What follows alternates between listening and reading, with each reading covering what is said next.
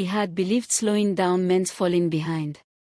The most painful memories were simple ones, moments when people needed him, not for what he provided, but for who he was. One question returned again and again. If his life had ended that morning, what would truly remain?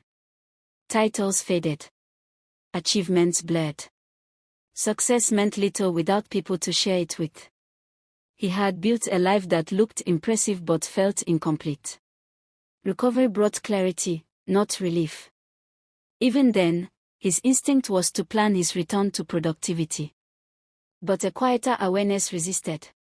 What if returning to normal meant returning to the life that nearly ended him? At home, time moved differently. Stillness exposed him. Regret grew louder, not for risks taken, but for moments never lived. He realized most regret comes not from mistakes, but from neglect. Time does not announce its departure. It disappears. Nathan stepped away from his career quietly. Identity faded slowly. Awareness replaced it.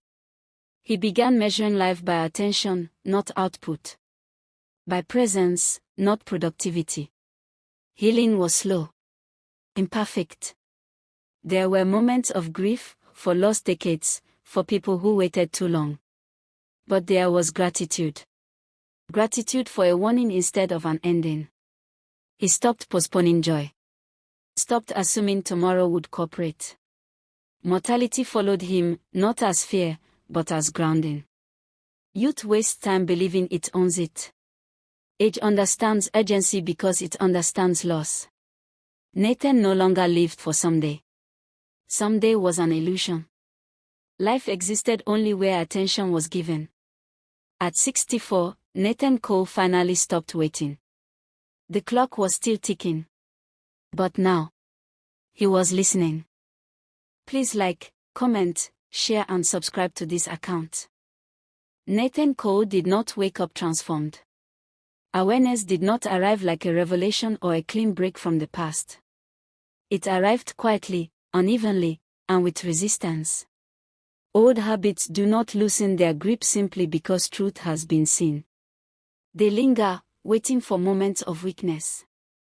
In the weeks after his recovery, Nathan noticed how easily urgency tried to reclaim him. How instinctively his mind reached for structure, for productivity, for proof that he was still useful. Decades of conditioning do not disappear overnight. But something had shifted. The urgency no longer felt noble. It felt familiar.